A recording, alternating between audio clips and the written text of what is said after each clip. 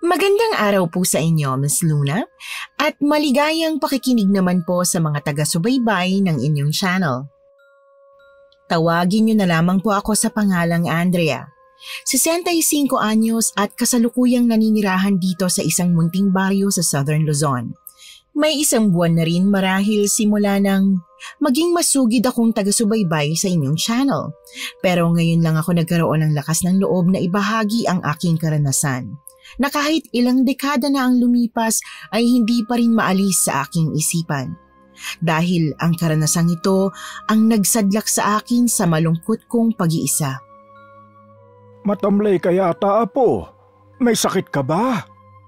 Oh, wala po, Lolo. Napagod lang siguro ako sa pamamasyal naming tatlo ni na Sylvia at Jaime. Nagyaya pa kasi kanina si Ibyang na maligo sa ilog eh. Malapit lang ang ilog dito sa atin para mapagod ka ng ganyan. Palagay ko may iba pang dahilan kaya ka matamlay. Alam kong may kinalaman kina Jaime at Sylvia ang ipinagkakaganyan mo. Parang gustong magbara ng lalamunan ko ng mga sandaling yon, Miss Luna. Parang bigla kasi akong naawa sa sarili ko. Pero pinilit kong huwag ipahalata yon kay Lolo. Magkababata kami nina Sylvia at Jaime. Parehong galing sa may sinasabing pamilya ang dalawa. Kilala pala ako sa palayaw na Andeng at Ibyang naman si Sylvia. Kahit nakakaangat sila noon sa buhay ay hindi yun naging hadlang upang maging matalik kaming magkakaibigan. Hindi rin nakaapekto ang pagiging magkakalaban naming tatlo sa klase sa aming samahan. Habang lumalaki ay lalo kaming naging malapit sa bawat isa at magkakasabay na bumuo ng mga pangarap. Pero nag-iba ang lahat nang makatapos na kami ng high school. Hindi po, Lo. Huwag niyo po akong pansinin. Nalulungkot lang po ako kasi... Kasi hindi ka tulad nila. Pasensya na, Apo. Alam kong tulad ng mga kaibigan mo, gusto mo ring makatapos ng pag-aaral. Pero gustuhin ko man ay hindi natin kayang gastos at matrikula sa kolehiyo. Lalo sa kursong gusto mo. Ayos lang po ko, Lo. Naiintindihan ko naman po na mahirap lang tayo eh. Isa pa, matanda na po kayo para magtrabaho pa ng mabibigat. Ipagpasalamat na lang po natin ang mabait ang pamilya ni Sylvia. Hindi po tayo pinaalis dito kahit hindi nyo na naaasikaso masyadong lupat niyoga nila. Oo nga, pero nalulungkot pa rin ako, Andeng. Kasi wala akong magawa. Wala akong ibang pangarap sana para sa'yo na kaisa-isa kong apo, kundi ang maging matagumpay ka sa buhay. Tuluyan na akong napaiyak sa sinabing yon ni Lolo Digoy. Tanggap ko naman na mahirap lang kami. Sa katunayan ay inaasahan ko naman na hindi talaga ako makakapagkolehiyo. Wala naman kasi akong ibang maaasahan kundi si Lolo lang dahil wala na akong mga magulang. Iniwan kasi ako ng tatay ko kay Lolo nang namatay si nanay noong 2 taong gulang pa lamang ako. Pero hindi ko pa rin maiwasang hindi masaktan, lalo na tuwing nagkikita-kita kami ni na Jaime at Ibyang.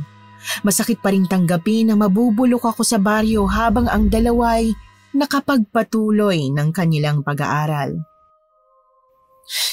Alam ko naman po yun, Lo. Kaya alam, bakit po ganun? Simple lang naman po mga pangarap ko eh. Pero bakit parang ang hirap abutin? Hindi po ba ako karapat-dapat sa mga pangarap ko, Lo? Lahat naman ay may karapatang mangarap at abutin ito, Apo. Mayawa ang Diyos, Andeng. Matutupad din ang mga pangarap mo at plano sa buhay. Matuto ka lang maghintay. Kung sa bagay tama po kayo. Para saan pa't naging valedictorian ako kung hahayaan ko lang na hadlangan ng kahirapan ng mga pangarap ko. Gagawin ko lahat para matupad ko ang lahat ng gusto ko sa buhay. Hindi pa ako papayag na hanggang dito na lang ako, Lo. Pangako po yan. Hindi ko po alam noon, Miss Luna, kung saan nanggaling ang sakit at awa sa sariling nararamdaman ko. Kahit ako po'y nalilito sa sarili ko, Hindi ko rin matukoy kung sino kina Sylvia at Jaime ang nagdudulot ng sakit na yon. Lalo pa yung lumala nang malaman ko na may relasyon na pala sila. Ang hapdi at kirot ay tumagos sa buo kong pagkatao at unti-unting lumason noon sa isip at puso ko. Pakiramdam ko ay bigla akong naiwang nag-iisa habang silang dalawa ay masaya at kontento sa nagiging takbo ng buhay nila. Hanggang sa nakagawa ako ng isang bagay na tuluyang nagpabago sa kapalaran naming tatlo. Jaime!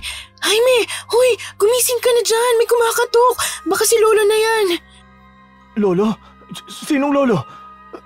Ay, ano ba yan? Bakit ang sakit ng ulo ko? Tapos nakahubad pa ako. Nasaan na ba yung mga damit ko? Nandyan ho, sa paanan mo yung mga damit mo. Tumayo ka na dyan at magbihis ka na. Bilisan mo na't may tao sa labas.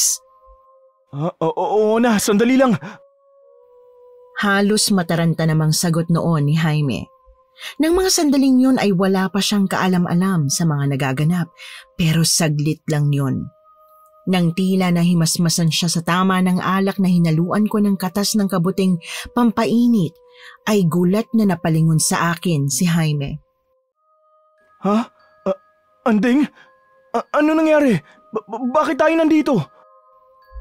Mamaya ka na magtanong, ano ba? Magbihis na muna tayo. Hindi ko na natapos ang sasabihin ko noon dahil sa biglang marahas na pagbukas ng pinto. Pareho pa kami ni Jaime na napatakip ng kamay sa mga katawan naming halos hubad pa. Bumungad sa amin ang madilim na mukha ni Sylvia. Sa tulong ng malaking ilaw ang nakapatong sa ibabaw ng maliit na mesang ginagamit namin noon kapag nagiinuman kaming tatlo, ay kita akong pinipigil na galit sa mga mata ng kababata namin. Oh, ba't parang natuka ka yata ng ahas, Andeng? Hindi mo ba naaalala na nagbilin ka kay Lolo Digoy na kapag hinanap kita, sabihin nandito ka lang sa kubo na tagpuan nating tatlo? Sylvia, magpapaliwanag ako. Itong nakita mo sa amin ni Jaime ang... Hindi namin sinasadya. Nadala lang kami ng... Huwag mo akong patawanin, Andeng. Alam kong sinadya mong lahat ng to. Alam kong plinano mo lahat para makita ko kung paano niyo ako lokohin ni Jaime. Hindi kita niloko, Sylvia. Makinig ka naman sa akin. Hindi ko talaga alam kung paano nangyari ito. Tumigil ka na, Jaime. Wala kang dapat ipaliwanag sa kanya. Isa pa, pareho naman natin ginusto to ah. Nasaktan ako noon sa pagpipilit ni Jaime na itanggi ang nangyari sa amin. Halos pareho pa kaming hubad kaya't alam kong batid na nitong may namagitan na sa aming dalawa. Pero hindi man lang nito isinaalang-alang ang damdamin ko. Lalo pa akong nasaktan sa mga sumunod nitong sinabi noon. Anong parehong ginusto? Nahihibang ka na ba? Wala akong alam sa sinasabi mo. Tama na! Sapat ng paliwanag sa akin ang mga nakita ko. Ituloy niyo na lang ang pagbibihis niyo. Baka bigla pang dumating si Lolo Digoy at makita kayong ganyan. Hipokrita! Alam ko namang galit ka. Kaya huwag ka na magkunwari na nagmamalasakit ka pa para sa amin. Hindi naman kailangan ng peking malasakit mo. Masyado ka namang ilusyonada. Pagkatapos ng pang-aahas mo sa akin to, iniisip mong pagmamalasakitan pa kita? Hindi ko sinabi yun dahil nag-aalala ako sa kahihiyan ninyo. Ayoko lang malaman ang lahat na nagawa ako ipagpalit ni Jaime sa isang hampas lupang katulad mo. Daig ko pa noon ang sinampal sa kaliwat ka ng pisngi sa sinabing yun ni Sylvia. Siguro mas matatanggap ko pa kung sinampal na lang niya ako o kaya sinabunutan kesa ipamukha sa akin ang layo ng agwat ng katayuan namin sa buhay. Mas matatanggap ko pang masaktan ng pisikal kesa ipagduldulan sa pagmumukha ko na isa lamang akong mahirap na walang mararating sa buhay. Nang mga oras na yon, pakiramdam ko'y biglang nagbara ang lalamunan ko sa sobrang sama ng loob at pagpipigil na huwag maiyak.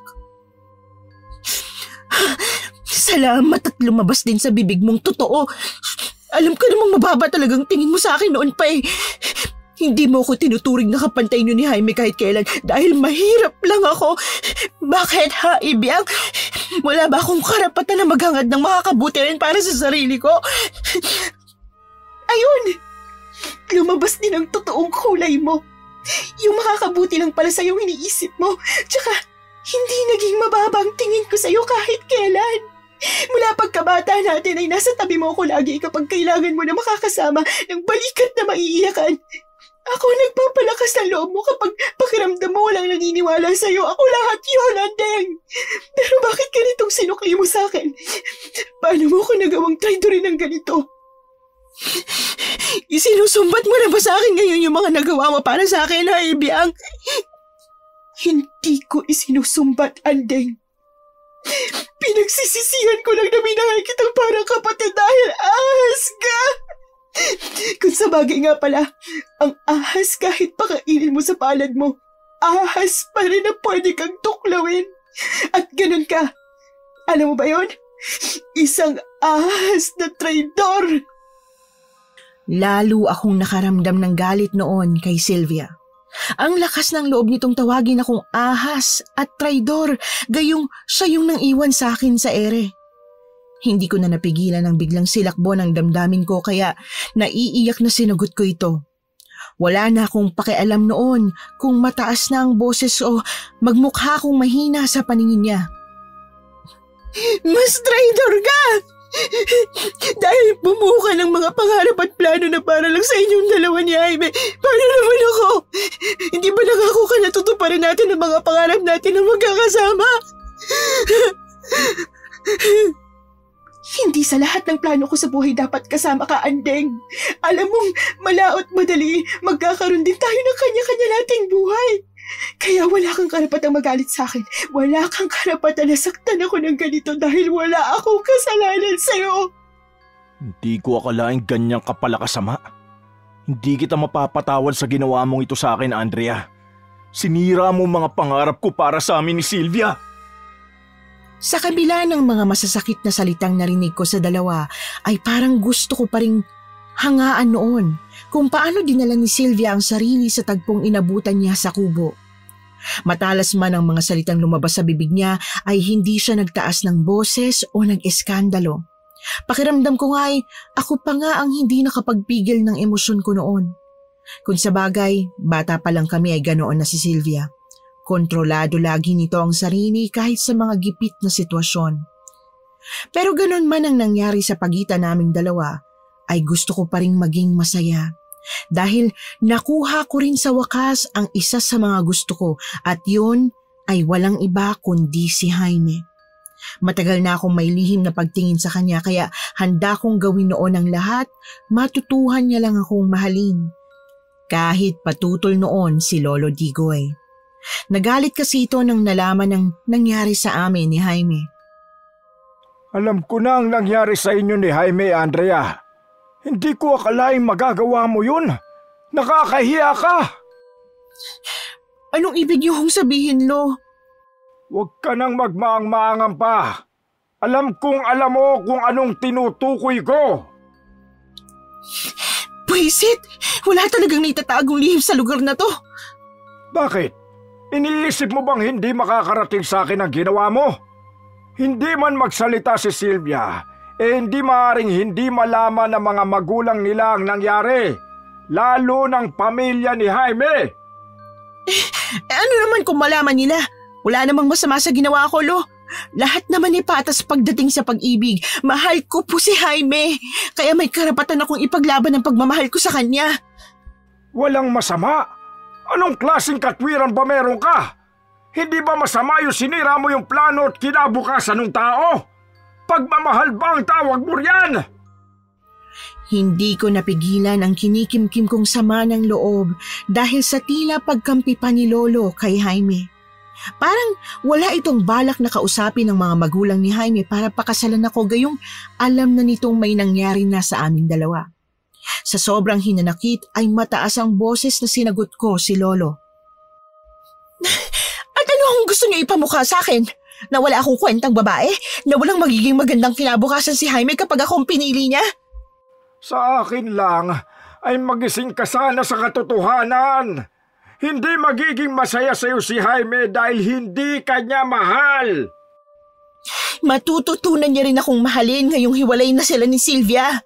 Mapapansin niya na rin ako kapag tuluyan na siyang iniwan ng babaeng yon.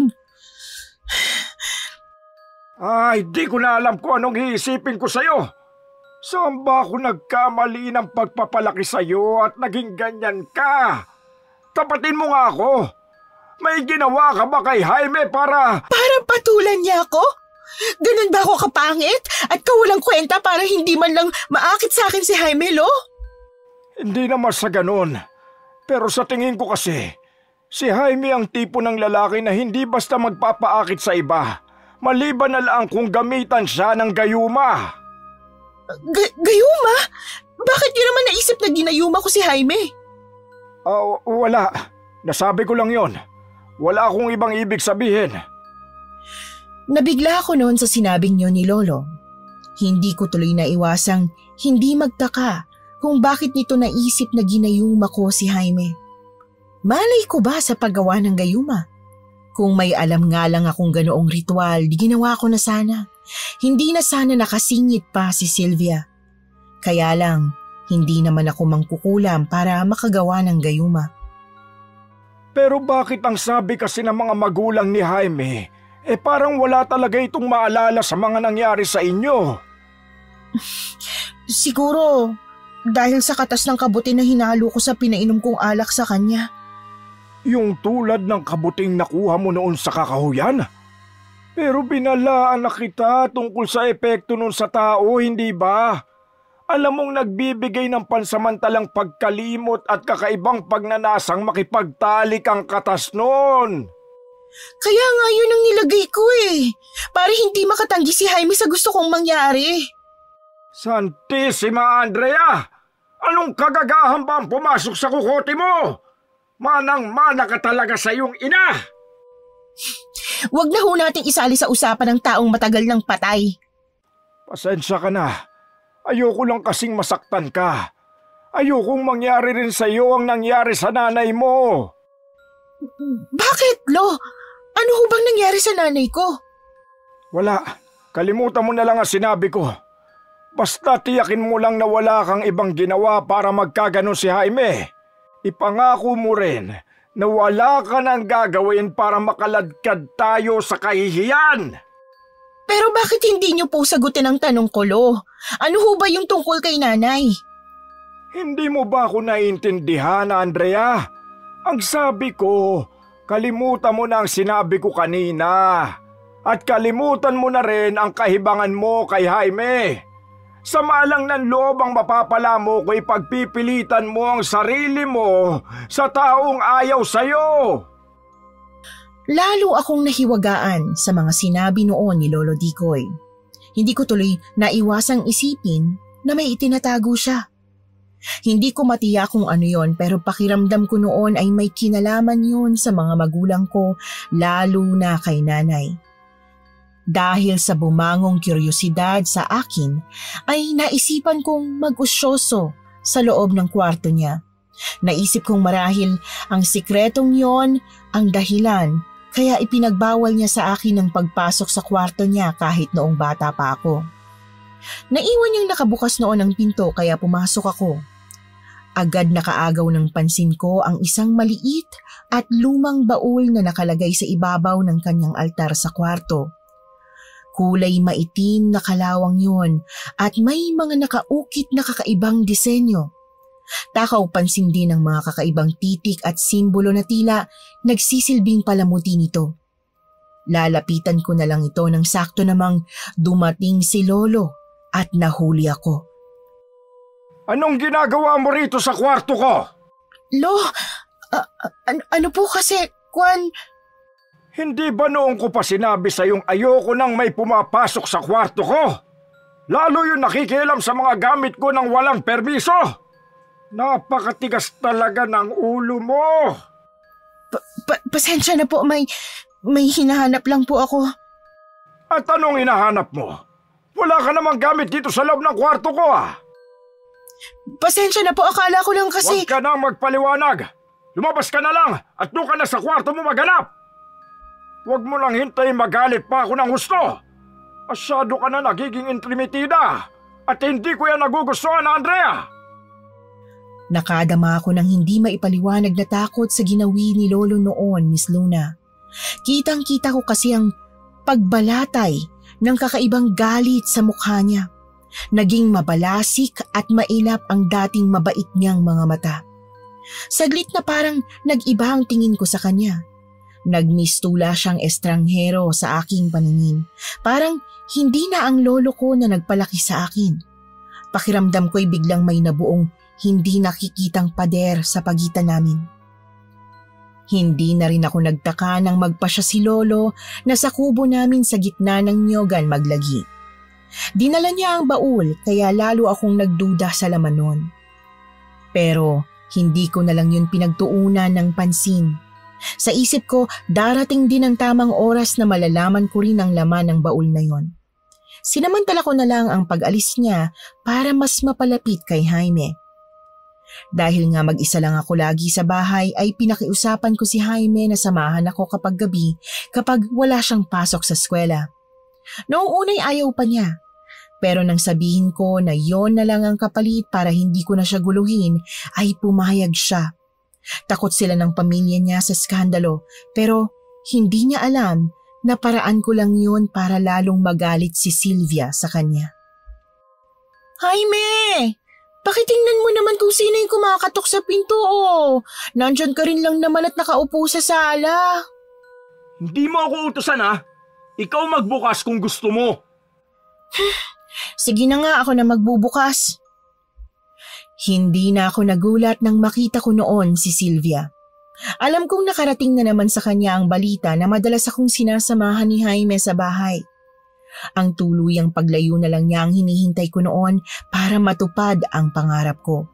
Naisip kong marahil kapag tuluyan na siyang nawala sa buhay ni Jaime, ay maiisipan na rin itong pakasalan ako. Oh, anong masamang hangin ang nagdala sa iyo rito? Ganyan ka na ba ngayon tumanggap ng bisita, Andel? Hindi mo ba ako papapasukin man lang? Eh, di pumasok ka kung gusto mo. Ano pa bang magagawa ko nandiyan ka na. Salamat. Alam mo, namiss ko rin naman tong bahay ninyo ni Lolo Digoy eh. Host talaga? Hindi kaya gusto mo lang makita kung totoong nandito nga si Jaime? Bakit ko naman gugustuhin na makita kung sinong Poncio Pilatong kasama mo rito? Ano bang pakialam ko kung nandito si Jaime? Alam kong pinipilit lang noon ni Sylvia na maging kalmado. Kahit galit ito ay hindi ito mahilig sa skandalo. Kung sa bagay, kung nanaisin ito ng ganoong labanan ay mas gusto ko. Para magkaalaman na kung sino ang kayang makatagal sa kahihiyan. Sa mga nangyari kasi sa amin at sa patuloy na kumakalat na usap-usapan tungkol sa aming tatlo, ay wala na rin naman akong dapat itago. Bilad na rin naman ako sa kahihiyan, lalo at wala man lang aksyon din ang mga magulang ni Jaime para pakasalan ako ng anak nila.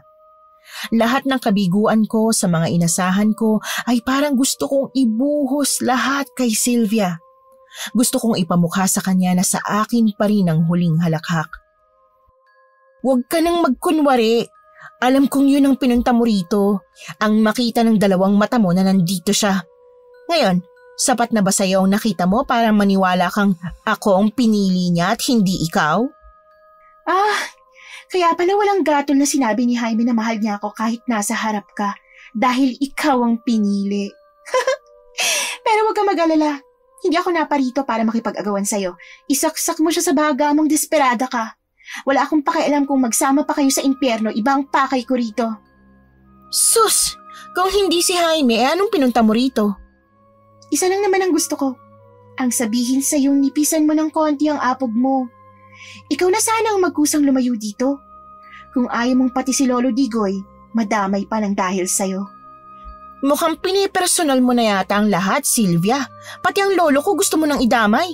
Baka nakakalimutan mong ang Lolo Digoy kung nagpalago ng mga produktong meron sa lupa ninyo. Hindi naman si Lolo Digoy ang pinapalayas ko, Andrea.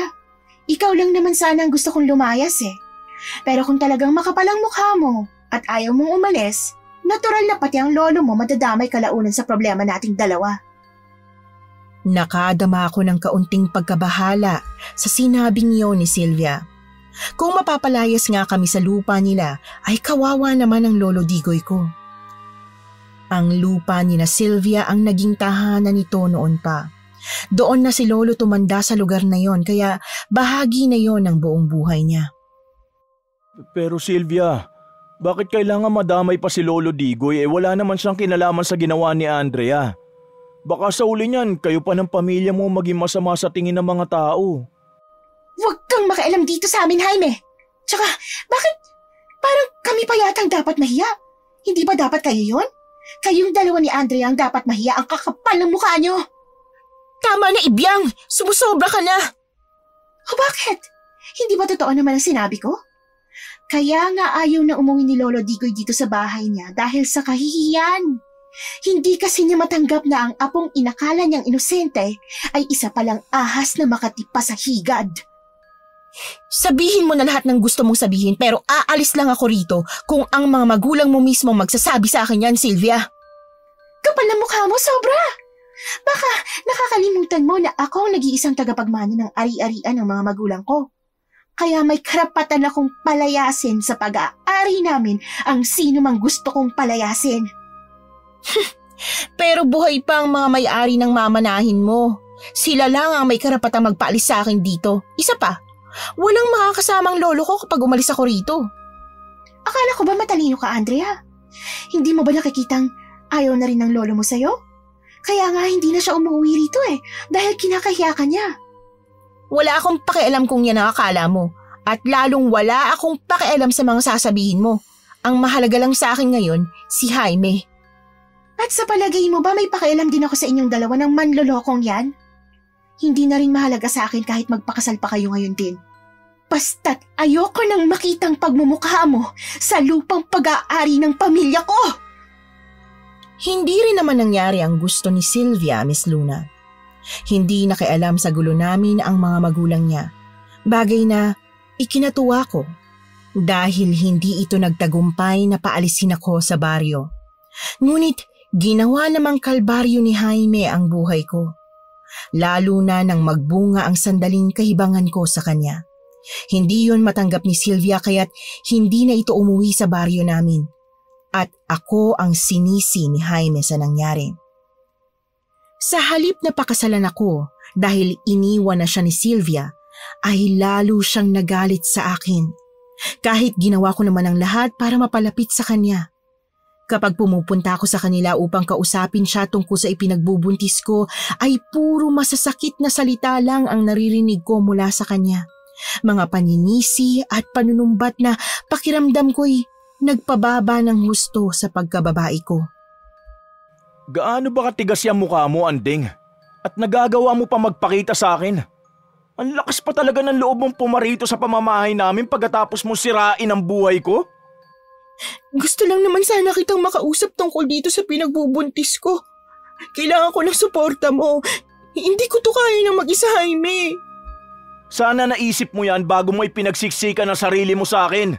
Ngayon ako ang gusto mo mang problema? Panindigan mo yan dahil ginusto mo.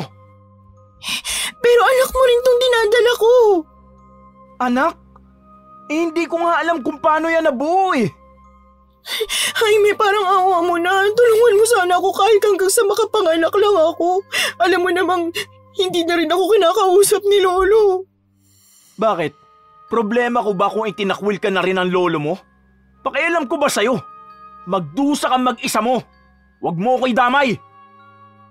Parang gustong sumabog ng puso ko noon sa sobrang sama ng loob. Natutuliro na ako kung saan ako at kanino ako pupunta para humingi ng tulong dahil naging maselan ang pagbubuntis ko. Nakiusap ako ng ilang beses kay Jaime.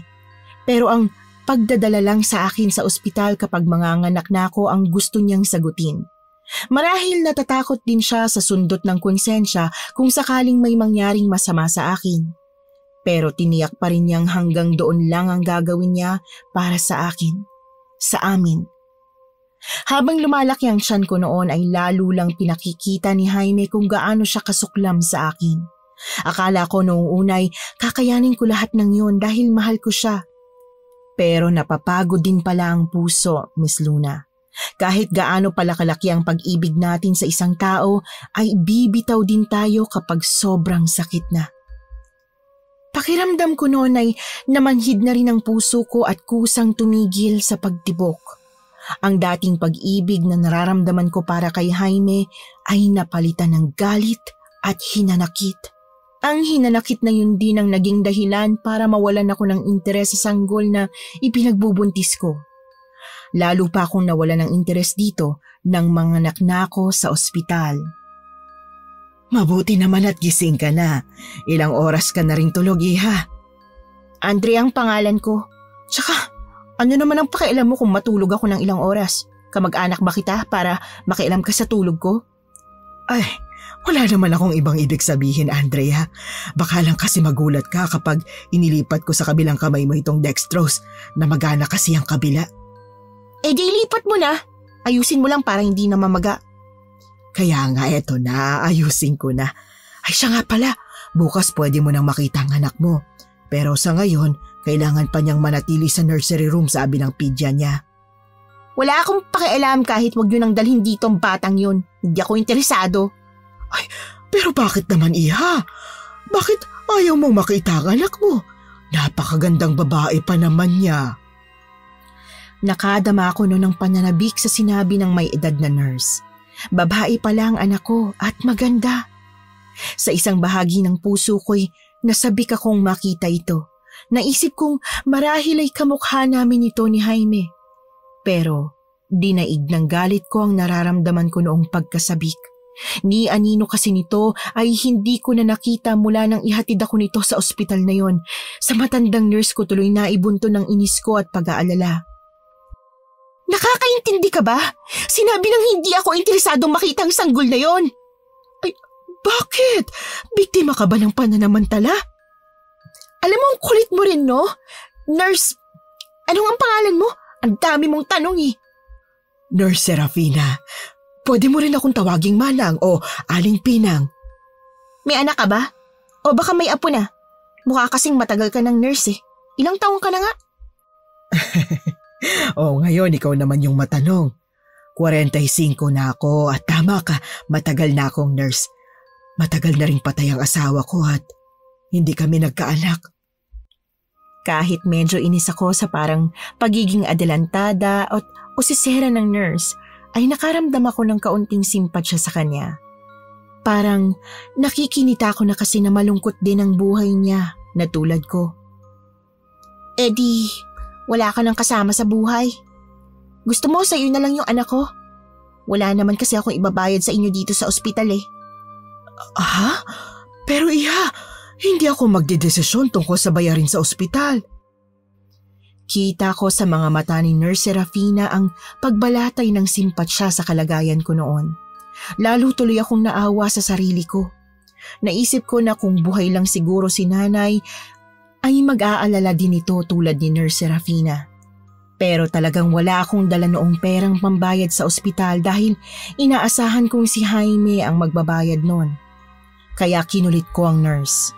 Sa sobrang pag-aalala ko ay hindi ko na naisip kung tama ba ang mga sinabi ko o baka maaari akong makulong dahil doon. Sige na Nurse Serafina, yun na lang ang ipambabayad ko. Tsaka wala naman akong ibubuhay sa batang yun. Kesa itapon ko sa basurahan, di kunin nyo na lang. Diyos kong bata ka, maghunos dili ka sa mga sinasabi mo. Lasan ba kasi yung ama ng bata? Kita ko sa naging reaksyon ng may edad na nurse ang pagkabigla sa sinabi kong yon. Aba malay ko, pagkatapos akong ihatid dito bigla na lang nawala eh. Hindi ko naman kasi asawa yun. Ay, ganun ba? Wala ka bang ibang kamag-anak? Wala. Matagal nang patay ang nanay ko. Iniwanan din ako ng tatay ko sa lolo ko. Yung lolo ko naman, pinakwil ako dahil nabuntis ako na walang asawa. Panginoon ko, ay sige, titingnan ko kung anong may tutulong ko sa'yo. Basta't lakasan mo lang ang loob mo at huwag kang gagawa ng makakasama sa'yo. Hintayin mo ako bukas. Napaiyak ako sa huling sinabi ni Nurse Serafina. Buti pa siya naawa sa akin. Samantalang yung mga taong inaasahan kong iintindi sa akin ay tinalikuran ako. Lalo na si Lolo. Simula kasi nang pumirmi siya sa kubo niya sa Nyogan ay hindi niya na akong kinibumuli. Paminsan-minsan na lang akong dalawin para dalhan ng bigas at ulam. Minsan ay inaabutan din naman ako ng pera kapag panahon na ng kuprahan pero nanatili ng malayo ang loob niya sa akin. Kinabukasan ay buo na ang desisyon kong wag nang hintayin pa si Nurse Serafina. Tumakas na ako sa ospital bago pa man ito makarating sa recovery room. Umuwi muna ako sa bahay ni Lolo para kunin ang ipon kong pera. Nagdala na rin ako ng mga damit. Umiiyak akong sumakay uli ng jeep palabas ng aming baryo para pumunta ng Maynila. Pero hindi ko akalain na ganoon pala kasakit ang mawalay sa anak. Akala ko dahil sa mga sama ng loob na dinanas ko ay matigas na ako, na kaya ko kahit wala ang anak ko. Pero nagkamali ako dahil walang araw at oras na hindi ko siya naiisip. Halos araw-araw akong umiiyak noon para akong mamamatay sa tuwing naiisip ko na hindi ko man lang siya nakita at nahawakan. Sinisi ko kay Jaime ang lahat ng sakit na naramdaman ko noon. Kung hindi niya sana ako pinabayaan ay masaya na sana kaming magkasama ng anak ko. Ganon pa man ay pilit kong kinakayang kalimutan na lamang ang lahat. Sa ganoong paraan man lang ay makaramdam ako ng kaunting kapayapaan ng isip. Pero parang ayaw akong pagbigyan ng tadhana na maging masaya. Nang mamatay si Lolo Digoy, napilitan akong muling harapin ang mga taong pilit ko nang kinalimutan. Pagkatapos ng 7 taon ay muli kaming nagkaharap ni Jaime, Miss Luna. Mabuti't nakaabot ka sa lamay ng lolo mo. Kanino mo nalaman na wala na siya? Sa anak ng kumpare ni Lolo. Nagkataon na nakasabay ko siya noon sa bus papuntang Maynila nung araw na umalis ako rito. Siya rin ang nagrekomenda sa akin sa trabaho. Mabuti naman kung ganon. Kumusta naman ang trabaho mo sa Maynila? Kinukumusta mo ba ang trabaho ko o gusto mo lang malaman kung naghihirap pa rin ako? Ano bang klaseng tanong yan? Natural lang na kumustahin ka dahil matagal ka nawala. Pwes, hindi ko kailangan ng pangungumusta mo. Nang mga oras na yon ay wala akong ibang nararamdaman kundi hinanakit at galit kay Jaime. Kung maaari lang talaga na hindi ko na ito makita pa. Pero maliit lang ang baryo namin kaya't hindi maaaring hindi kami magkita. Isa pa ay malapit si Jaime kay Lolo Digoy. Noon pa man ay parang apo na rin ang turing ni Lolo ko sa kanilang dalawa ni Sylvia. Marahil ay ganon din ang nararamdaman noon ni Jaime sa akin kaya maanghang din ang mga sagot nito. Hanggang ngayon ay hindi ka pa rin pala nagbabago. Tulad ka pa rin pala ng dati. Duwag harapin ang katotohanan ng buhay. Anong katotohanan ng buhay ba yung sinasabi mo? Tsaka wag mo akong baliktarin. Ikaw ang naging takot humarap sa katotohanan nung nabuntis mo ko. Natakot kang panagutan ng lahat. Ako pang sasabihan mong takot sa pananagutan? Pagkatapos mong takasan ng lahat ng gulong ginawa mo rito? Umalis kang hindi man lang inamin ang kasalanan na gawa mo.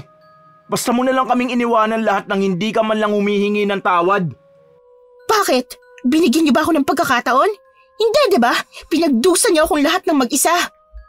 Dahil patuloy kang nagmataas. Singhal naman sa akin ni Jaime. Tulad ko, hindi pa rin siya nakakalimot sa galit niya sa akin. Halata pa rin sa mga pananalita nito na parang ayaw din ako nitong makita. Ngunit kailangan lang talagang maging maayos ang pakikitungo namin sa isa't isa para sa lolo ko. Pagmamataas ba yung tiniis ko lahat ng panghuhusgan niyo sa akin? Lalo ka na! Hindi mo man lang nakita kung paano ko nilunok yung mga masasakit na salitang sinabi mo sa akin noon. Tiniis ko lahat yon dahil mahal kita. Noon.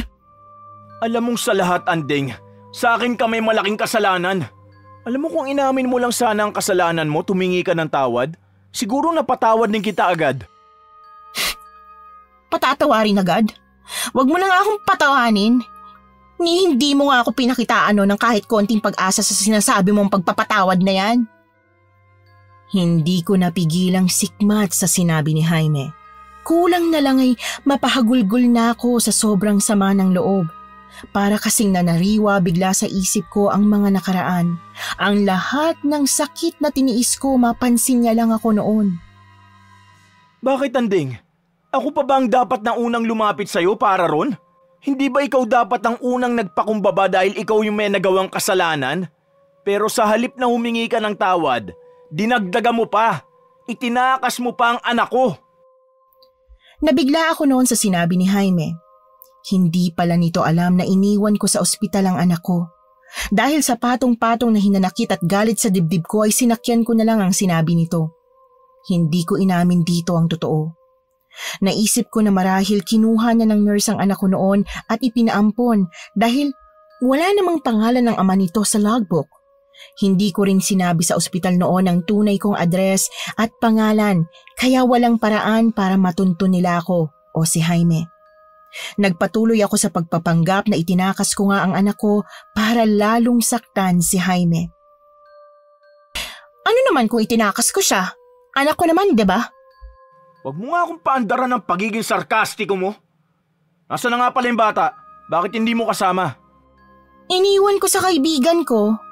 Baka kasi hindi ko rin maalagaan dito dahil mag-aasikaso ako ng lamay at iba pang dapat ayusin sa libing ni Lolo. Isa pa, hindi rin naman ako magtatagal dito.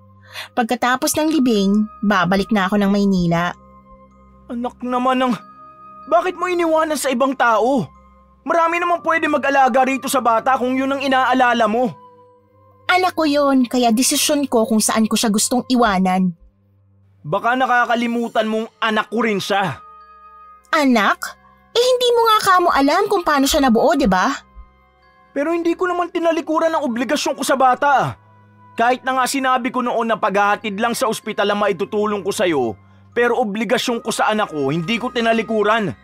Nagbigay ako ng sustento habang buntis ka. Oo, dahil nagmakaawa ako noon, kaya napilitan ka. Hindi ako napilitan, Andeng. Totoong sabik din ako sa anak ko. Totoong gusto ko rin siya makita. Pero ipinagkait mo yun sa akin nang itakas mo siya. Saglit na parang hinaplos ang puso ko sa narinig ko kay Jaime noon, Miss Luna. Baka sa mukha at boses nito ang katotohanan sa mga sinabi nito. Pero nanumbalik ang galit ko nang maalala ko kung paano ako nitong iniwanan na lang basta sa ospital. Sabik ka sa anak mo? Talaga lang Kaya pala matapos mo akong ihatid sa ospital ay hindi ka na nagpakita. Ni wala ka nga yatang pakialam nun kung buhay ba o patay yung anak natin. Wag mo na ulit babanggitin ang salitang yan, Andrea! Dahil hindi mo alam kung ano nangyayari nung mga panahong yun. Wala kang alam sa pinagdaanan ko nun. Kung sa bagay, ano bang aasahan ko sa isang tulad mo na sariling kapakanan lang lagi ang iniintindi? Hindi nakaligtas sa pansin ko noon ang tila kakaibang galit sa boses ni Jaime. Para bang may nasaling akong masakit na alaala nang banggitin kong hindi nito naisip kung buhay o patay ang anak namin. Pero siguro nga tama siya. Mas mahalaga sa akin ang nararamdaman ko. Masamang-masama ang loob ko ng mga sandaling yon. Idagdag pa ang sakit na nawala si Lolo nang hindi ko man lang ito nakausap. Kaya't hindi ko na rin napigilan ang sarili ko na hindi sumbatan si Jaime. Bakit ikaw? Hindi ba sariling damdamin mo rin lang ang inintindi mo noon? Paghihirap ng loob mo lang nakita mo. Yung paghihirap ng loob ko noon, nakita mo man lang ba? At anong gusto mong gawin ko noon? Purihin ka sa ginawa mo? Pasalamatan kita dahil sinira mo ang buhay ko? Na sinira mo ang magandang relasyon namin ni Sylvia? Tama na rin yung mga pasaring mo. Ayoko nang pag-usapan ng tungkol sa nakaraan, Jaime. Siya nga pala, sinong nag-asikaso sa bangkay ni Lolo habang wala pa ako? Sino pa? Di ang mga magulang ni Sylvia. Kami rin ang pamilya kong katulong nila sa pag-aasikaso sa lolo mo sa ospital. Ang mga magulang din ni Sylvia ang nag-asikaso para madala sa morgue ang lolo mo. Parang kinurot ang puso ko noon sa nalaman ko. Naisip ko kung hinahanap din ba ako ni Lolo noon bago ito nalagutan ng hininga? Kung napatawad na kaya niya ako? Saglit na parang nag-ulap ang paningin ko sa luhang gustong pumatak mula sa mga mata ko. Pero pinigil ko ang aking emosyon. Dapat lang naman siguro, no? Buong buhay ni Lolong ginugol niya para alagaan ang sakahan at nyoga nila. Napakawalang utang na loob mo talaga. Sa halip na magpasalamat ka, yan pa ang sasabihin mo? Yon ang huling mga salitang tinura ni Jaime bago niya ako iniwanan sa kusina. Saglit akong nanatili roon para tapusin ang pagluluto ko. Pagkatapos ay lumabas na ako para abutan ang mga nakikiramay ng sopas na niluto ko. Pero muntik ko nang mabitiwan ang dala kong tray nang makita kong naroon sa labas si Sylvia. May kandong itong batang babae na sa tansya ko noon ay kaedad ng anak ko. Pinilit kong payapain ang sarili ko. Bigla ko kasing naalala ang anak ko. Siguro kung kasama ko ito ngayon ay malaki na rin ito at maganda tulad ng batang kandong ni Sylvia. Lalong nanginig ang kamay ko nang makita kong kinuha ni Jaime ang bata sa kanya. Sa nakita ko ay naging malinaw pa sa sikat ng araw na sila pa rin pala ang nagkatuluyan. Pigil ang emosyon na lumapit ako kay Sylvia nang sandaling umalis si Jaime kasama ang bata, Miss Luna. Bakit dito ka sa lamesa sa sulok pumuesto? Wala ka makakausap dito kundi lamok. Buti nakatulog yung anak mo. Naka-jacket at pajama naman kasi siya.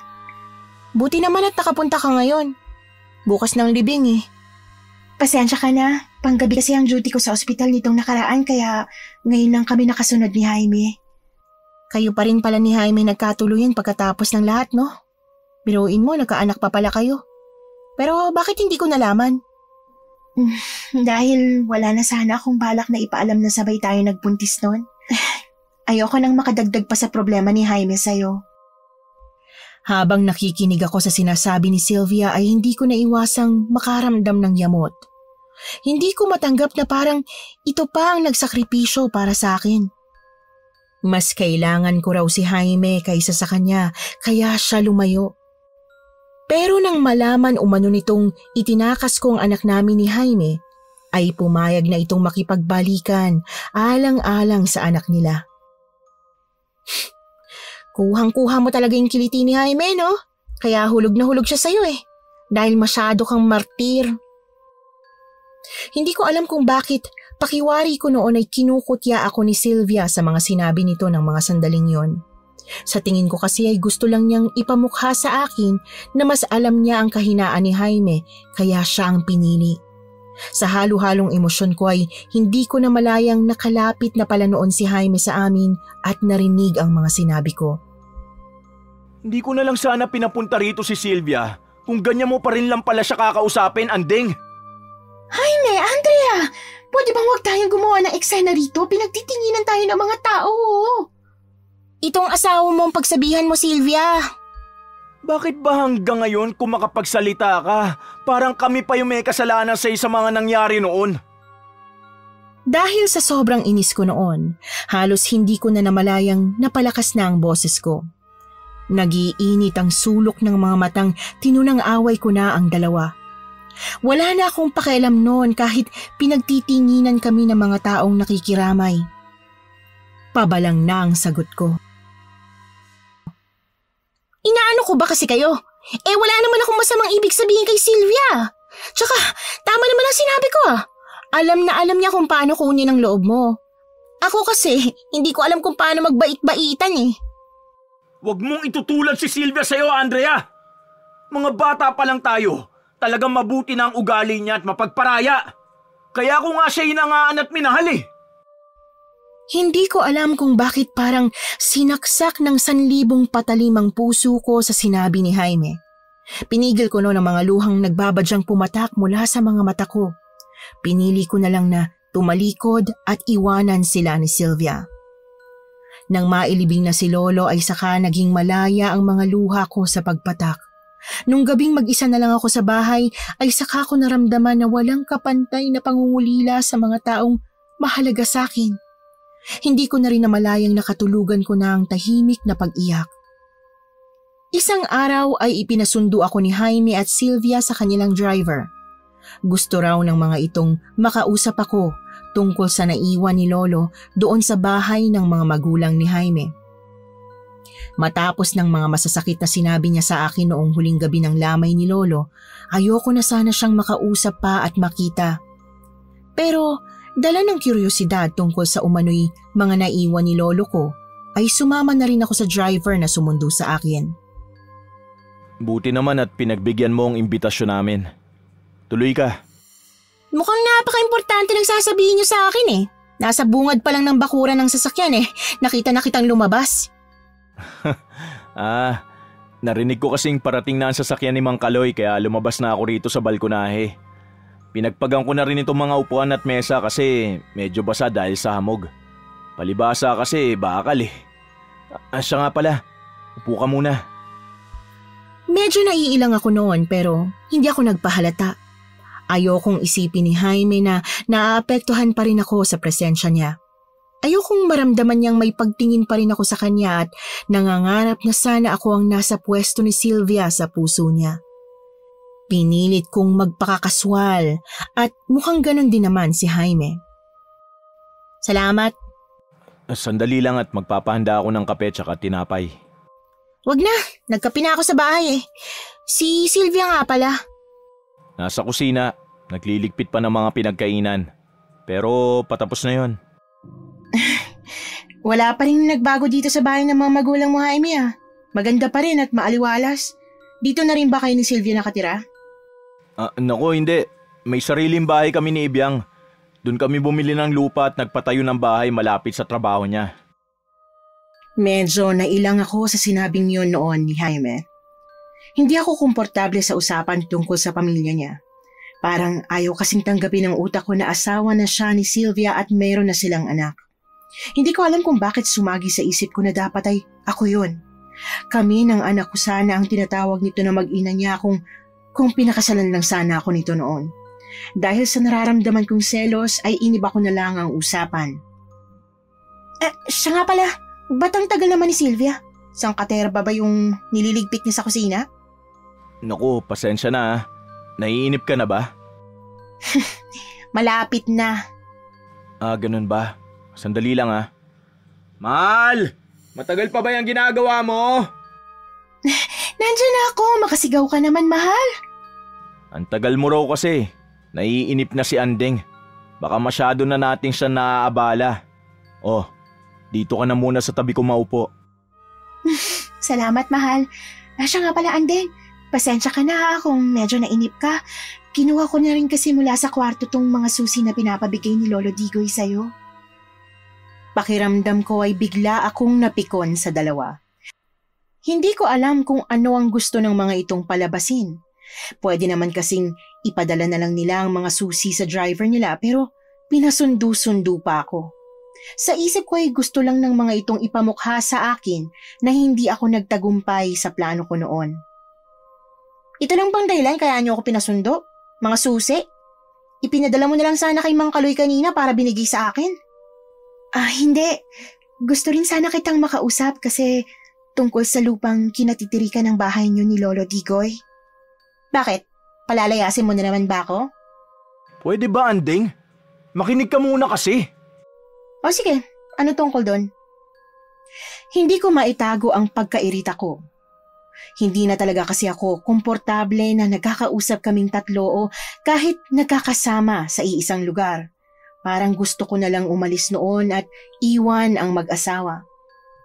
Sa loob-loob ko noon, hindi naman ako interesado sa sasabihin nila. Nagkasundo kasi sina mamang at papang noon na ibenta na yung kapirasong lupa na yon. Pero may batas tayong nagsasaad na dapat sa tenant ito unang ialok. Kaya sa Lolo Digoy mo to binenta ni na mamang. O ngayon, anong problema? Hindi ni Lolo nabayaran? Natapos naman ng hulugan ni Lolo Digoy yung lupa. Katunayan ay naasikaso na ni papang yung paghiwalay nun sa master title. Yun naman pala Ba't parang gusto mong problemahin ko pa? Kaso nga, hindi na napirmahan ni Lolo Digoy yung ibang papeles para sa opisyal na paglipat ng titulo sa kanya.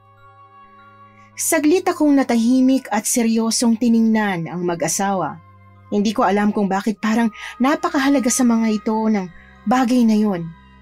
Aaminin kong medyo malaki ang lupang kinatitirikan ng bahay namin noon ni Lolo pero parang kalabisan ang pag-aalala ng mga ito dahil hindi napirmahan ni Lolo ang mga dokumento. Gusto sana namin na sa pangalan mo na lang ilipat yung titulo. Yun kasi ang huling habili ng lolo mo bago siya namatay sa ospital. Nagulat ako sa sinabi ni Sylvia, Miss Luna. Bilin pala ng Lolo Digoy ko sa kanila na sa akin na lang ipangalan ng lupa. Pero hindi ko matanggap ang alok nila.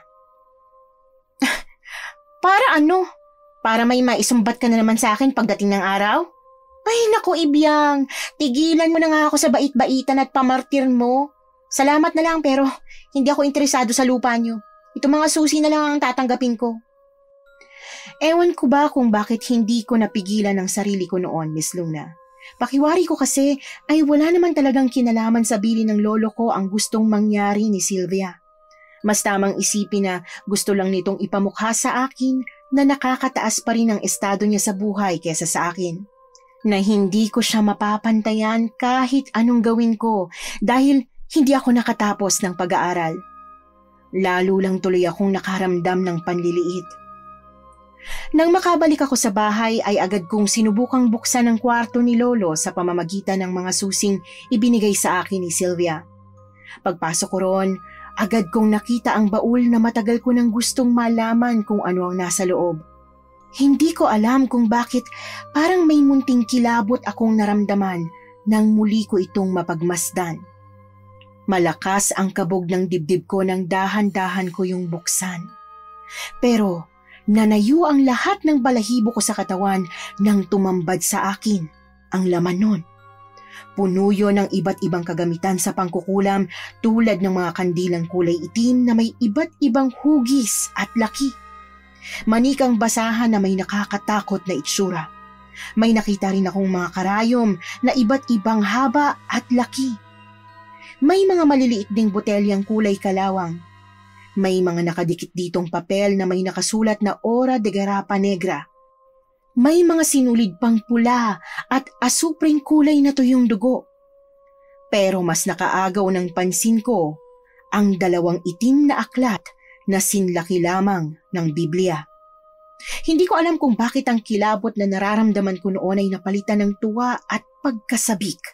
Napabuntong hininga ako bago ko dinala sa aking dibdib ang isa sa 2 aklat. Ang aklat ng hiwit at mababagsik na kulam. Unti-unting gumuhit sa mga labi ko noon ang isang ngiti ng maisip ko si Sylvia. Kaya nagpasya akong manatili pa ng ilang buwan sa aming baryo. Gusto kong matuldukan na ang kung anumang meron sa aming 3. Pero isang gabi noon, ay sinugod ako ni Sylvia sa bahay. Andrea! Buksan mo tong pinto, bruha ka! Andyan na! Gabi na nang bubulahaw ka pa. Bakit ba? Mataray kong bungad kay Sylvia. Pero laking gulat ko nang bigla nitong hinablot ang buhok ko at sinabunutan ako. Bakit? Ha? Bakit? Nagtanong ka pang ingrata ka! Aray! Bitiwan mo ang buhok ko! Ano ba? Anong bitiwan? Kakalbuhin kitang impacta ka! Tama na, Ibyang! Ano ba? Nasasaktan ako! Ano ba nangyayari sa'yo? Huwag ka lang magkunwaring inosente. Alam kong ginawa mo sa anak ko. Ingrata ka! Nagulat talaga ako noon kay Sylvia, Miss Luna. Hindi ko rin inaasahan na makakapunta pa ito sa akin matapos ng ginawa ko. Naisip ko na marahil may mali ako. Pero wala akong alam sa sinasabi nitong ginawa ko sa anak niya. Aba, malay ko sa anak mo, Sylvia. Wala akong ginagawa sa kanya, no? Anong wala? Ikaw lang naman ang nakita ni Mang Kaloy na nanggaling sa bakuran namin kaninang hapon habang naglalaro ang anak ko sa labas. O tapos, dahil nanggaling ako sa inyo, may ginawa na agad ako sa anak mo? Alam kong hindi ka lang basta nanggaling doon, Andrea. Alam kong may ginawa ka dahil hinimatay ang anak ko matapos niyang mapulot ito. Nanlaki ang mga mata ko ng mga oras na yun. Hindi ko akalaing ang anak ni Sylvia ang unang makakakita sa botelyang iniwan ko sa bakuran nila. Muntik na akong madulas ng salita pero mabuti na lang at napigilan ko. Botelya? Anong mali ko dyan? Tsaka, kami lang bang pwedeng magkaroon ng ganyan? Hindi ko nilasan ang anak mo kung yan ang iniisip mo. Sa bibig mo na mismo nang galing ang hinala ko, Andeng. Kaya hindi ako titigil hanggat hindi ko yan napapatunayan. Hinimatay na pala yung anak mo. Di niyo padalhin sa ospital nang malaman niyo kung bakit hinimatay. Hindi yung susugurin mo ako at pagbibintangan, tonta. Nasa ospital na nga siya at hindi pa rin nagigising hanggang ngayon. Kaya ipagdasal mo na walang makitang anuman sa lab test ng anak ko, Andeng, dahil kung totoo ang hinala ko, nilason buha siya. Tinitiyak ko sa iyong ipapakulong kita. Di ipakulong mo kung may mapapatunayan ka. Hindi ko nilason ang bata, Miss Luna. Pero aaminin kong may hinala rin ako na may kinalaman nga ako sa nangyari rito dahil sa botelyang nakuha ni Sylvia. Dahil yon ang pinagsidlan ko ng orasyon ng kulam na para sana sa kanya. Inalis ko lang ang nakadikit doong papel na may nakasulat na Hora de Garapa Negra para hindi magduda si Sylvia kapag nakita nito ang botelya. Pero hindi ko akalaing ang anak nila ang makakapulot noon at makakatanggap ng orasyon ko. Ang alam ko kasi si Sylvia ang pumupunta sa pwestong yun tuwing hapon para magdilig ng halaman. Kaya naman doon ko iniwan ang botelyang naglalaman ng mabagsik na orasyon ng kulam. Maaapakan niya lang yun o mahawakan ay mawawalan siya ng malay at hindi na magigising pa. Ang ipinagtaka ko lang ay kung bakit tumalab yun sa bata gayong ang ginamit kong bagay na patutulayan ng kulam ay damit naman ni Sylvia. Nang makaalis si Sylvia ay muli kong hinalungkat noon ang baul at kinuha ang aklat ng mga mababagsik na kulam. Gusto kong malaman mula sa aklat kung bakit nagkamali ng ukol ang ikinarga kong kulam. Kaya binalikan ko ang mga pahina ng mga orasyon na ginamit ko sa pagsasagawa ng ritual. Pero bigla akong natigilan nang mapansin kong may napilas palang isang pahina ng libro. Naiinis na ibabalik ko na lang sana ito sa loob ng baul nang mapansin ko ang isa pang itim na aklat na may titulong Fardasyon. Nakita kong may 2 larawang nakausli sa pagitan ng pahina nun. Pero daig ko pang natuklaw ng ahas sa nakita ko. Larawan yun ni tatay na nakadamit pang kasal. May markang pulang eki sa dibdib ang parte ng kasama nitong babae na nakadamit pang kasal din. Bagamat medyo bata pa si tatay at ang kasama nito, ay nakilala ko pa rin ang babaeng yun na nasa larawan, ang nurse na pinag-iwanan ko ng aking anak. Kinabukasan ay agad akong nagpunta sa ospital kung saan ako noon nanganak. Gusto ko kasing alamin kung naroon pa si Nurse Serafina. Nawala sa loob ko na doon din dinala ni Jaime ang kanilang anak. Agad akong sinugod ni Sylvia pagkakita nito sa akin na naroon din sa ospital. Ang kapal ang mukha mo, pumunta pa rito, walang hiya ka! Bakit ha? Sinisigurado mo ba kung patay na ang anak ko? Hindi ko akalaing hanggang sa ospital ay hindi ako titigilan ni Sylvia. Importante ang sadya ko roon at wala akong panahon sa drama nito. Naiinis ko itong pabalagbag na sinagot. Pwede ba, Sylvia? Tantanan mo ko. Wala akong pakialam kung matulog man habang buhay ang anak mo. Lalong nag-ulul sa galit si Sylvia sa sinabi ko. Mabilis itong sumugod sa akin para sabunutan ako, pero agad akong nagpakita ng tapang. Nauubos na rin kasi ang pasensya ko noon kaya kung ano-ano na rin ang lumalabas sa bibig kong pangiinsulto. Wala akong pakialam kung nasa ospital man kami noon. Sanay na ako sa kahihiyan. Oras na may masamang mangyari sa anak ko, Andrea. Talagang pagsisisihan mo nagkakilala pa tayo. Mga lintik pala kayong dalawa eh. Ano ba problema niyo ha? Haharang-harang kayo dyan sa daraanan ko tapos pagbibintangan niyo ako? Aaminin kong sinusundot din ng konsensya ang dibdib ko noon sa nakita kong pagwawala ni Sylvia. Pero sa isang bahagi ng isip ko ay parang nasisiyahan din ako sa nakita kong paghihirap ng loob niya. Pakiramdam ko'y nakaganti na ako sa kanya. Sa kabila ng pang-aabala niya sa akin noon ay nakuha ko pa rin ang address ni Nurse Serafina mula sa ospital. Retired na kasi ito ng mga panahong yon. Malapit lang naman sa ospital ang tinitirhan nito kaya madali kong nahanap. Hindi ko mawari kung bakit parang tinatambol noon ang dibdib ko sa sobrang kaba. Hindi ko kasi alam kung ano ang dapat kong asahan sa pagkikita namin yon. Basta't ang alam ko, malaki ang papel ni Nurse Serafina sa aking nakaraan. Dama ko na nasa kanya ang ibang kasagutan sa mga tanong ko noon na hindi nabigyan ng sagot ni Lolo Digoy. Nang makarating ako sa tapat ng bahay ni Nurse Serafina, ay kumabog ng malakas ang dibdib ko.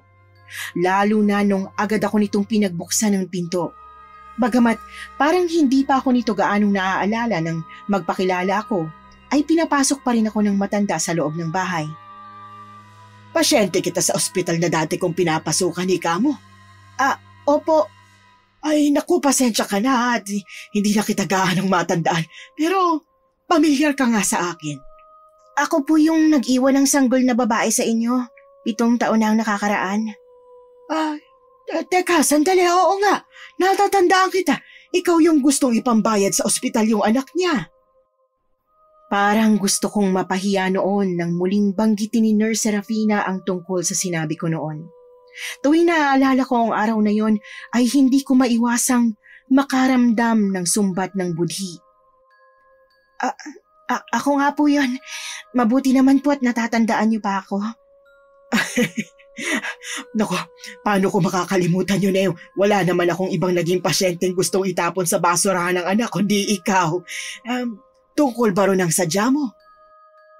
Parang gusto ko na namang manliit ng muli na namang ipaalala ng matanda ang mga pangyayari noong mga anak ako sa ospital. Pero isinantabi ko na muna ang mga personal kong nararamdaman. Gusto kong magkaroon ng mga kasagutan ang mga tanong na matagal nang nakatago sa isip ko sa mahabang panahon. Mga tanong tungkol sa aking mga magulang at pati na sa anak ko. Hindi lang naman po tungkol doon ang sadya ko sa inyo. May gusto rin po sana akong itanong kung okay lang. May gusto lang akong malaman tungkol po sa asawa ninyo. Bakit gusto mong malaman ang tungkol sa asawa ko? Wala lang po. Baka lang po kasi makatulong sa personal kong problema ngayon eh. Hindi ko alam kung paano makakatulong sa iyo tungkol sa asawa ko, pero sige, pagbibigyan kita. Ano bang gusto mong malaman talaga? Nag-ipon muna ako ng sapat na lakas ng loob bago ko nagawang itanong ang mga bagay na gusto kong malaman noon tungkol kay tatay. Gusto kong malaman kung alam ni Nurse Serafina na may kabit noon ang tatay ko at may anak ito. Hindi naman ito nagdalawang isip na magkwento. Ayon dito, 1 taon pa lang itong kasal at si tatay nang mahumaling ang aking ama sa isa nitong estudyante. Dahilan para dumalas daw ang away nila. Hanggang isang araw ay tuluyan ng sumama si tatay sa babaeng yon. Hindi ko alam ng mga sandaling yon kung paano ko kukontrolin ang sarili ko. Ayokong mahalata ako ni Nurse Serafina na kilala ko kung sinong babae ang kabit na tinutukoy niya. Ito'y walang iba kundi ang nanay ko. Ayon pa sa kanya, huli na raw nang malaman ni tatay na ginagayuma lang ito nung babaeng sinamahan nito. Paano po niya nalamang ginagayuma lang siya? Siguro raw ay mahina pa ang kaalaman ng babaeng yun sa paggawa ng mas mabisang gayuma, kaya raw madalas daw magising ang diwa ng asawa ko't naaalala ko. Hanggang isang araw ay tuluyan daw bumalik sa dati ang isip niya, kaya nagtangka siyang takasan na ito. Ano pong nangyari? Nakatakas po siya? Mabilis ang pintig ng pusong tanong ko noon. Naghahalo ang magkakaibang emosyon sa akin ng mga oras na yon. Doon ko lang napagtanto kung bakit nabanggit ni Lolo Digoy sa akin noon ang tungkol sa gayuma. Marahil iniisip nitong may nabasa na akong bahagi noon sa aklat ng Fardasyon o sa aklat ng mga hiwit at mabagsik na kulam. Saka ko rin lang naisip kung bakit ganoon na lang ang galit ni Lolo nang mahuli ako nitong nasa loob ng kanyang kwarto noon.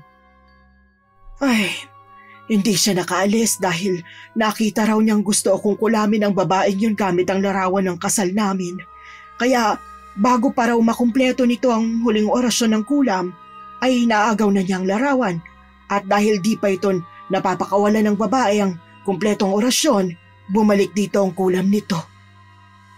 Nabigla ako noon sa mga nalaman ko mula kay Nurse Serafina. Hindi pala namatay sa sakit ang nanay ko tulad ng sinabi ni Lolo Digoy. Namatay pala ito dahil sa sarili nitong kulam. Dahil doon ay biglang pumasok sa isip ko ang pinakawalan kong orasyon ng kulam para kay Sylvia. Doon ko na pagtanto kung bakit nagkamali ng ukol ang kulam ko. Kulang ang mga orasyon ko dahil sa nawawalang pahina. Bumalik po ba noon sa inyo ang asawa niyo pagkatapos? Oo, pero ilang araw lang ay nagkasakit din siya. Lumalaki ang tiyan niya tuwing 6:00 ng gabi hanggang 6:00 ng umaga. Kinulam siya ng tatay ng babae. Paano niyo pong natiyak na yung tatay ng babaeng nagkarga ng kulam sa asawa niyo? Parang gustong malunod ng buong sistema ko sa mga lihim na unti-unting nalalantad sa akin. Hindi ako makapaniwala na ang taong nagpalaki sa akin ay siya rin palang kumitil sa buhay ng aking ama. Hindi ko rin lubos maisip na ang mabait at mapagmahal na taong tulad ni Lolo ay isa palang malupit na mangkukulam. Pinigil kong mapaiyak sa mga revelasyong yon, Miss Luna. Yung tungkol sa anak ko po pala, pwede ko rin po bang malaman kung nasa na siya, kung kanino niyo po binigay? Ay, siguro mas mabuti kung hindi mo na malalaman. Hindi kasi alam ng babae na hindi niya anak yung sanggol na ibinigay ko. Ganun po ba yun? Yung asawang lalaki ho, alam niya? Oo, alam niyang hindi nila anak yung dala ko. Pero di niya alam kung sino ang magulang o ina ng sanggol. Hindi ko na rin kasi sinabi doon sa lalaki. Ang sinabi ko lang ayaw ng ina sa sanggol at gustong itapon. Nataon namang namatay yung sanggol nila. Hinigi niya yung anak mo. Yung pangalan po nung mag-asawa, natatandaan niyo pa? Oo. Jaime at Sylvia Peñaflor. Pakiwari ko noon ay isang malakas na pasabog ang narinig ko na nagpaalog sa buo kong pagkatao. Parang bigla akong nabingi at nanigas ang katawan ko, Miss Luna. Gusto kong sumigaw pero parang nakulong ang boses ko sa aking bibig. Parang ayaw ding pumatak ng mga luha ko sa biglang pagsalakay ng di mapantay ang sakit. Pakiramdam ko noon ay mapupugto ang hininga ko sa sobrang kirot. Gusto kong isigaw kung bakit sa lahat ng tao kina Jaime at Sylvia pa napunta ang anak ko. Hindi ko alam kung paano ako nakalabas sa bahay ni Nurse Serafina ng mga sandaling yon, Miss Luna. Hindi ko nga alam kung nakapagpaalam ba ako sa kanya. Ang tanging nasa isip ko na lang noon ay makabalik sa ospital. Gusto kong makita at mayakap ang anak ko. Gusto ko siyang mahawakan at maipadama sa kanya kung gaano akong nangulila sa kanya sa loob ng 7 malulungkot na taon. Pero hindi ako pinagbigyan ng tadhana dahil tinatakpan na ng puting kumot ang walang buhay na katawan ng anak ko nang dumating ako sa ospital. Halos wala sa sariling lumapit ako sa bangkay niya at hinawakan siya sa kamay. Bitiwan mo ka na ko! Lumayo ka sa kanya!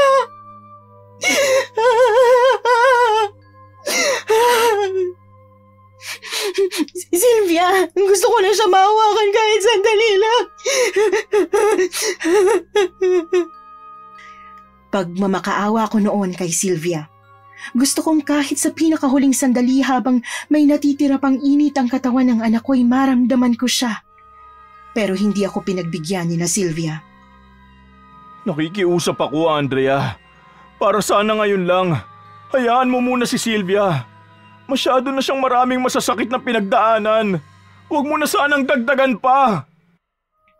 Dahil sa matinding galit ni Sylvia ay wala akong nagawa kundi unti-unting lisanin ang ospital. Habang papalayo ako ay nilunod ng mga palahaw at iyak niya ang tahimik kong pagluha. Nang makarating ako sa bahay ay agad akong pumasok sa silid ni Lolo. Doon ko ibinuhos ang lahat ng nararamdaman ko. Sa sobrang hinagpis ay ipinagtatapon ko ang lahat ng mahawakan ko sa loob ng kwarto. Nadampot ko ang baul at malakas ko yung binalibag. Napaiyak ako ng malakas nang kumalat ang mga laman nun sa sahig. Hindi ko napigilan ang pagsalakay ng halo-halong emosyong parang dahan-dahang pumapatay sa aking kaluluwa. Gusto kong isigaw ang nararamdaman kong sakit, hinanakit, pangungulila at panghihinayang. Parang gusto ko na rin takasan ng katinuan dahil sa parang batingaw na sumbat ng aking konsensya. Gusto kong isigaw sa langit kung bakit ang anak ko pa. Hanggang sa naubusan ako ng lakas. Hindi ko na malayang nakatulog na ako sa sahig dahil sa kakaiyak. Hindi ko alam noon kung ilang oras akong tulog pero takip silim na nang magising ako. Hindi pa ako nakakatayo nang gulantangin ako ng biglang pagdating ni Sylvia. Kasunod si Jaime. Sinasabi ko na nga ba? Ano to ha? Ano to mga to? Sylvia, ano ginagawa niyo rito? Lintik na! Mga gamit sa pangkukulam to ah! Sinasabi ko na nga ba eh! May alam ka sa mga ganitong bagay! Ito bang ginamit mo para patayin ang anak ko? Ito ba Andrea? Ha? Sumagot ka! Hindi ko sinasadya, Sylvia.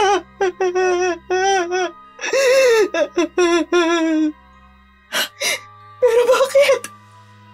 Anong nagawa ko kasalanan sa'yo? Bakit galit na galit ka sa akin?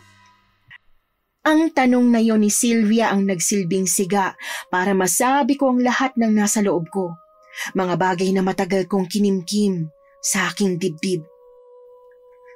Dahil inagaw mo lahat sa akin, Sylvia! Pareho tayong nangarap. Pero bakit sa'yo lang ang natupad? At si Jaime, gusto ko si Jaime pero ikaw ang binahal niya. Lahat na lang nasa'yo na. Wala nang natira sa akin.